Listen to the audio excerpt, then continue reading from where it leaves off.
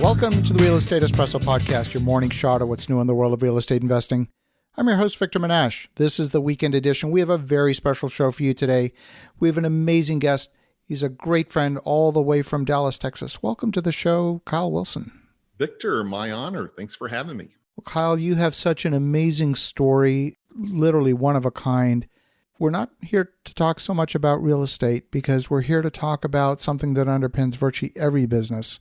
You worked with the legend himself, Mr. Jim Rohn. He's so well known. If anyone, for example, has followed Tony Robbins, he was Tony Robbins' mentor. He really was the godfather of the whole, almost the self-improvement industry, if you can phrase it that way. And you were his business partner for 18 years. An extraordinary journey, I'm sure. Tell us, what was that like?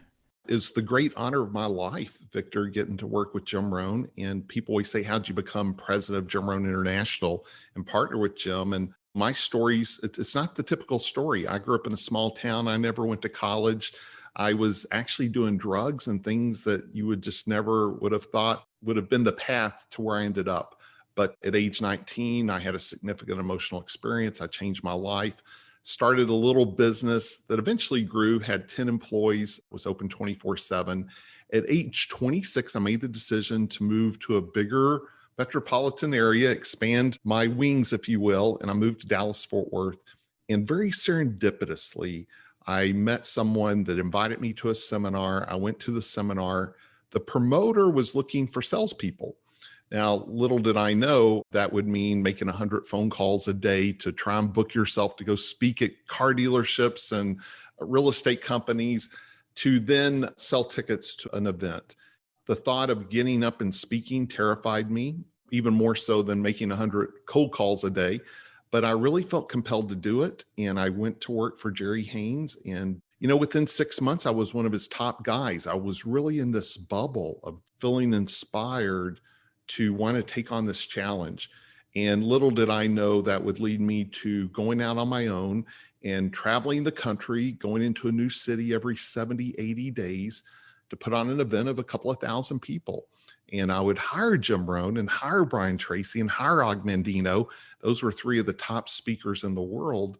After about a year of doing that, Jim Rohn and his business partner split up. And I said, Jim, I think you're the best speaker in the world. I'm a pretty good promoter. I would love exclusivity to promote you and also sell your products.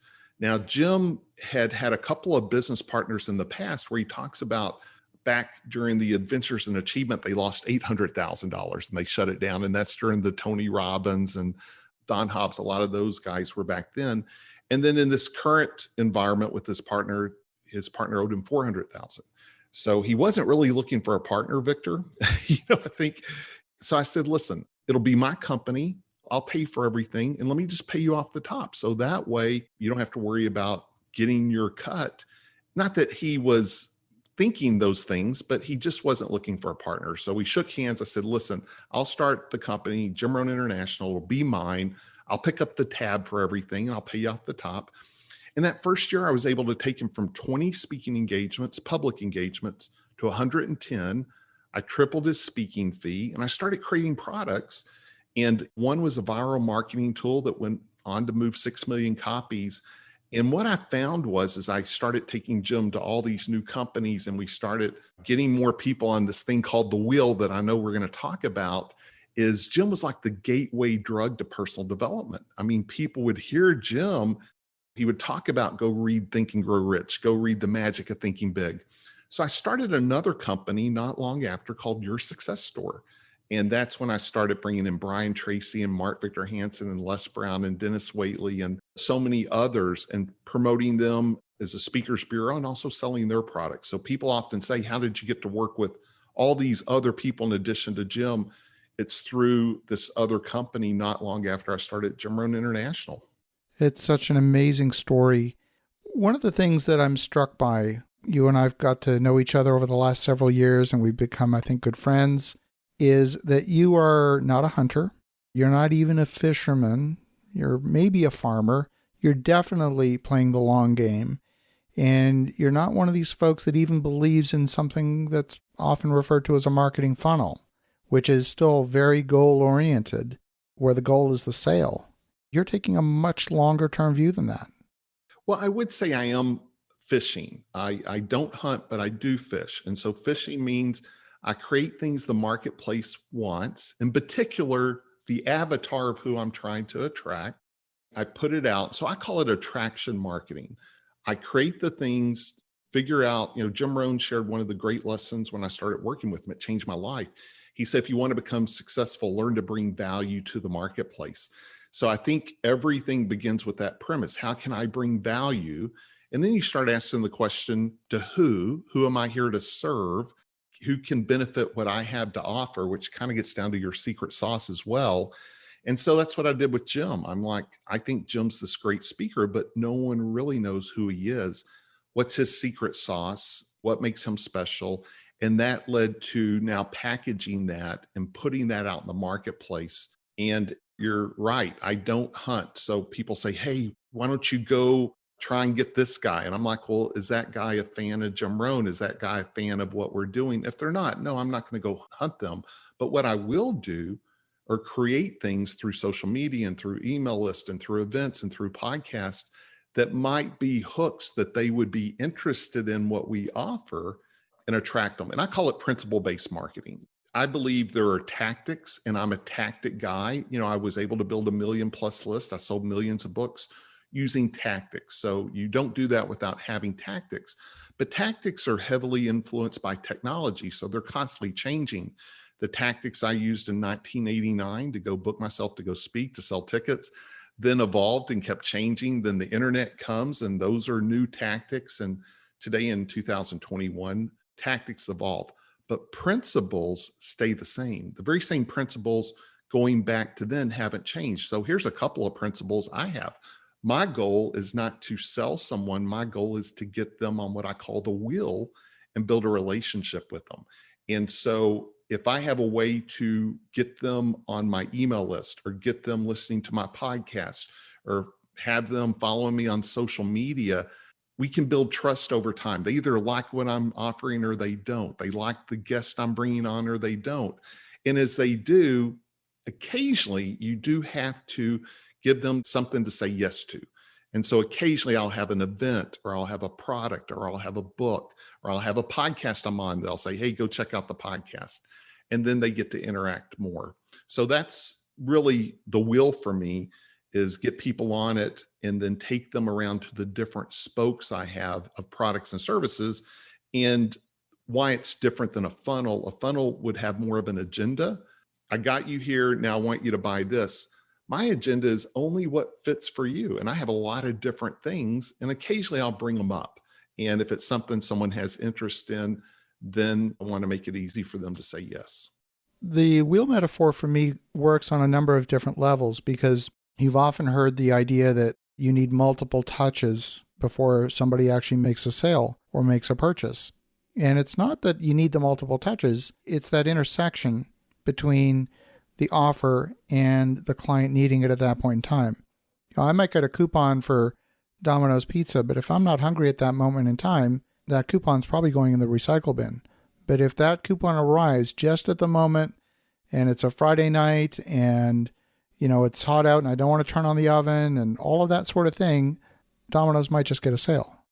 So true. And that, I think, is one of the fallacies of when people say, I sent out an email and no one responded.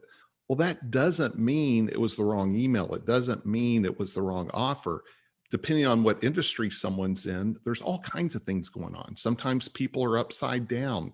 They're going through health issues. They're going through family issues. Maybe they already bought what you're selling. Maybe they don't have the revenue at that time to buy it, or maybe they're just not even looking at emails. They're hitting delete. And I'll say the reason I am a fan of email is precisely of what you said. You have the ability to touch a list if you own that list. We don't own our social media list. We don't own our podcast list. So we're hoping someone will see us on Facebook that day or on Instagram or see us on YouTube, or will happen to watch that podcast. But getting the email as an opportunity for them to open it at the right time. And there's so many things that play into that. Sometimes it's the subject. Sometimes it's the specific offer. But yes, the ability to go out to your audience and not be attached to if they say yes or no, but just having the opportunity, I say, for people to raise their hand and want to know more about it. I believe that in this point in time, 2021, that the marketplace, they're tired of being sold. There's just so much fatigue that interruption marketing doesn't work anymore. People are willing to be educated and they're attracted by positive energy. So a little bit of buzz marketing works, in my opinion. Do too much of that, it becomes the little narcissistic Kim Kardashian, look at me sort of thing. But a certain amount of excitement is attractive from an energy perspective, and people are willing to be educated, but they have to self-select. They can't be sold. Does that resonate? Yeah, 100%. And I think that's why it's so important just to be yourself and put things out as it occurs to you. And those that are interested will say yes, and those that aren't won't. I think of when I'm talking about email lists, we know texting's popular. And so I always want people to have a distinction based on what industry they're in. I'm not a big fan of texting your customer if you're a real estate developer. Well, let me say that differently. Texting a prospect. Right. Texting is a great communication, but having your whole entire list on a text, use that at the right time. Now, if I'm in the fast food business, if I have a restaurant, I think texting's amazing. Hey, happy hour this Friday at 3:00, depending on the industry you're in. If I owned a restaurant, having an app that I get people on the app and I'm pushing specials and buy one, get one free. Yes, I think a combination of phone and email are perfect. But if you're in the long game, then it's more important, I think, that really the list I want to own is the email list.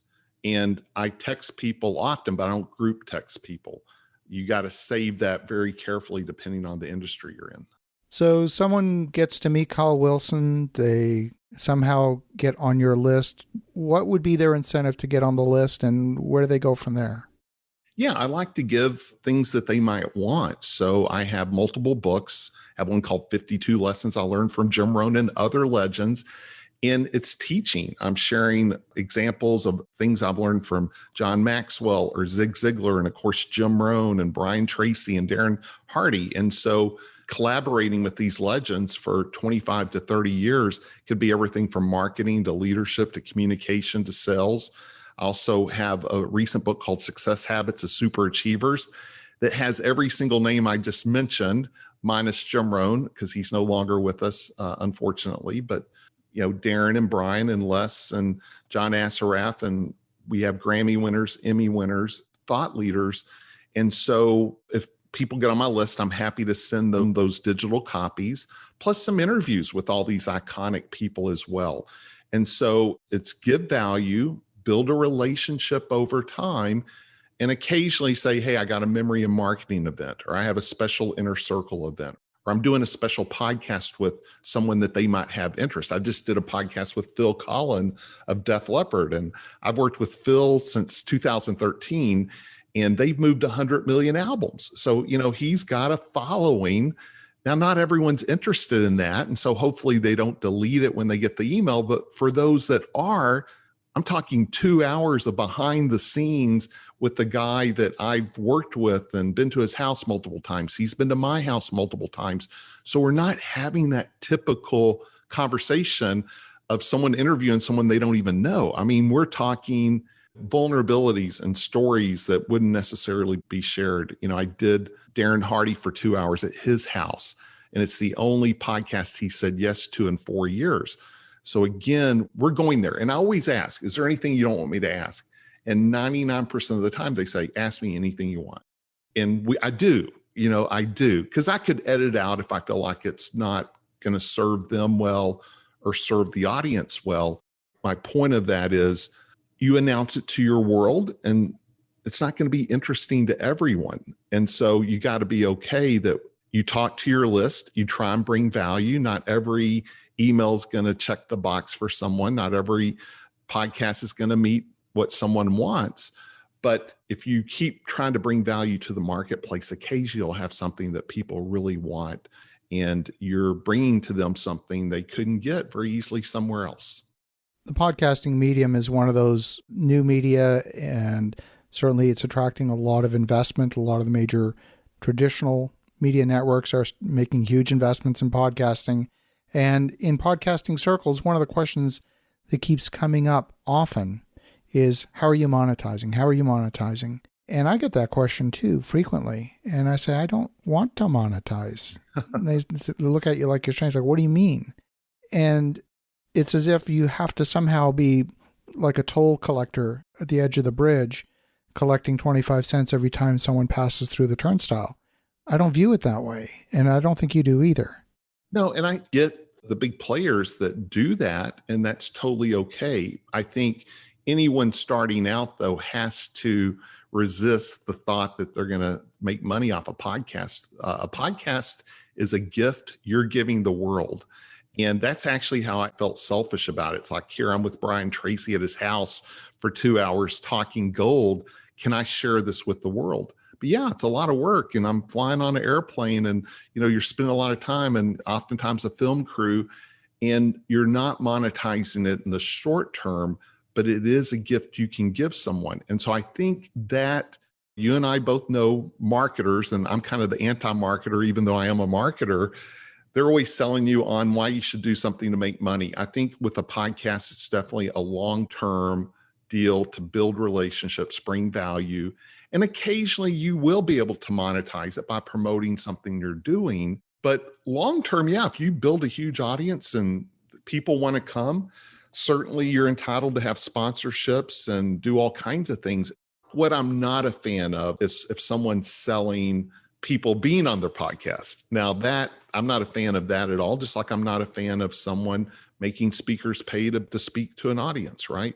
So I think giving great content, if you build a big enough listenership, having sponsors, I'm totally cool with that. But I think where people get off track is they think they're going to monetize it in the beginning. And I think that's stepping over dollars to get pennies.